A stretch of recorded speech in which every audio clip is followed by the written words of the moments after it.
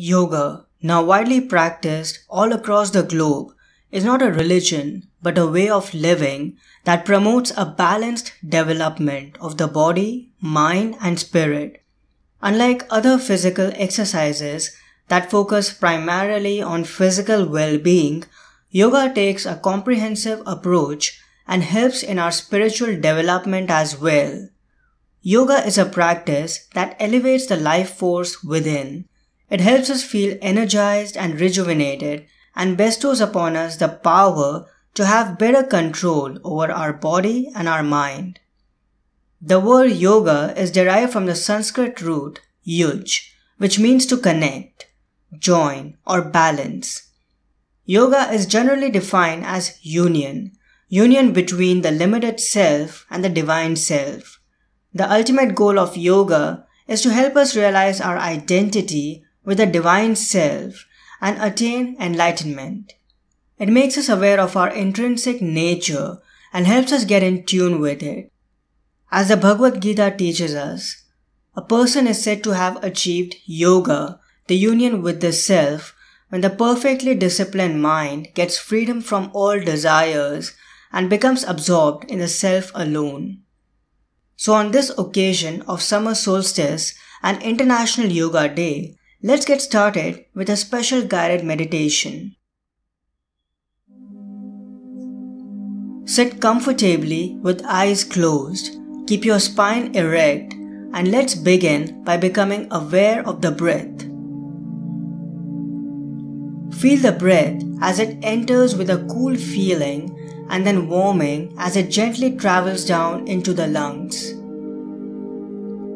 Fill the lungs with a deep inhale, bringing in energy, vitality, and prana, the life force.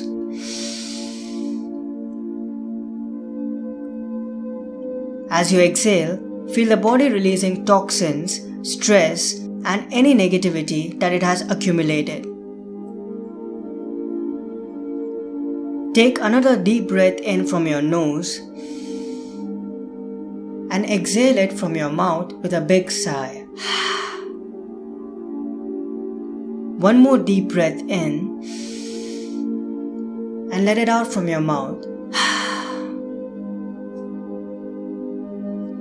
On the occasion of International Yoga Day, as we enter a meditative state, I'd like to read a brief excerpt from the book The Bhagavad Gita for Daily Living by Eknath Easwaran to get a better understanding of yoga and its impact on our lives. In chapter 2, verse 39 of the Bhagavad Gita, Shri Krishna says, "You have heard the intellectual explanation of Sankhya, O Parth. Now listen to the principles of yoga. By practicing these, you can break through the bonds of karma." Arjun is an intelligent man who has been taught by the best teachers in ancient India, and Shri Krishna therefore tries to satisfy his intellectual needs to some extent. This kind of intellectual background to the spiritual life is called Sankhya, which literally means counting or listing. First, the spiritual teacher lists carefully the benefits of meditation and spiritual disciplines, but listening to these theories is not enough. The disciple must begin their practice. The theory is called Sankhya. The actual practice is yoga. The word yoga often has been misunderstood, especially in the West, as a practice of certain physical exercises. These exercises are not yoga, they are asanas. Neither is music or dancing yoga. There may be musicians in India who say their music is yoga, but it is not. There may be dancers who claim that dancing is yoga, but I'm afraid it is not. Yoga is the practice of meditation and the allied spiritual disciplines.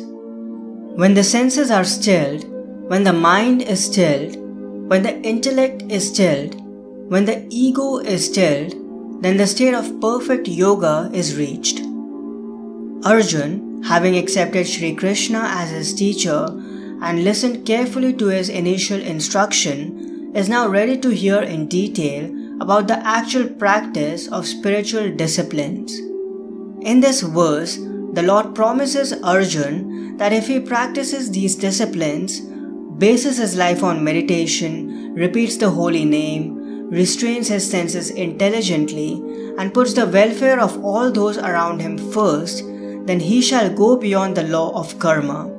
The law of karma is not a concept limited to only the Hindu and Buddhist traditions. No one has stated this law in clearer terms than Jesus the Christ. As ye sow, so shall ye reap. If we contribute to the suffering of those around us, we cannot escape the law which will bring this suffering back to us. Similarly, if we begin to keep the welfare of others in view and contribute to it every day, we are contributing to our own joy as well.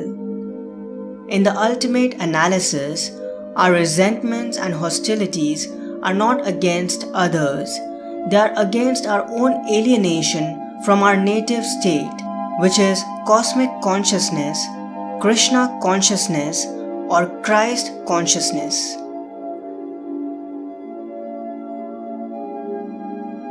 Take a deep breath in from your nose and let it all out from your mouth. For the next few moments, focus your attention on this mantra as you continue to breathe in and out. I embrace stillness and peace. I embrace the welfare of others. I embrace the perfect state of yoga.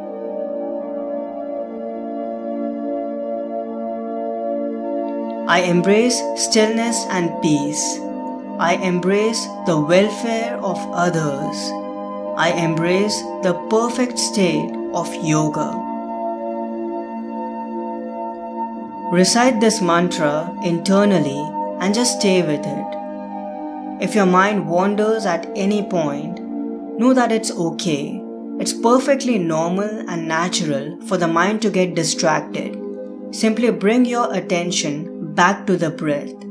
Notice how your thoughts come and go, whether positive or negative, and simply allow them to pass on by like clouds floating in the sky.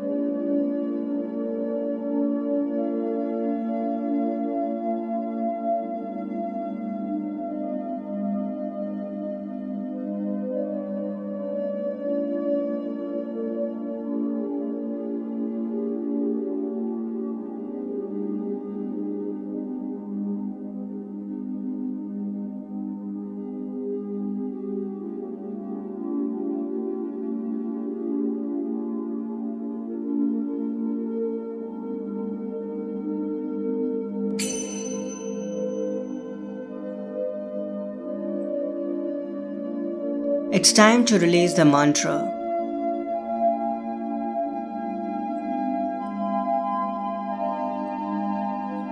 When you're ready, take a few more deep, mindful breaths. Wiggle your fingers and your toes and softly open your eyes. Welcome back. Feel free to stretch your arms if you like. Now sit for a few moments to acknowledge the unique experience you just had during this meditation and appreciate yourself for taking part in it. Come back to this meditation whenever you would like to experience a deep feeling of stillness, peace, and love for yourself and others. Hope you have a wonderful and joyful day ahead. Namaste.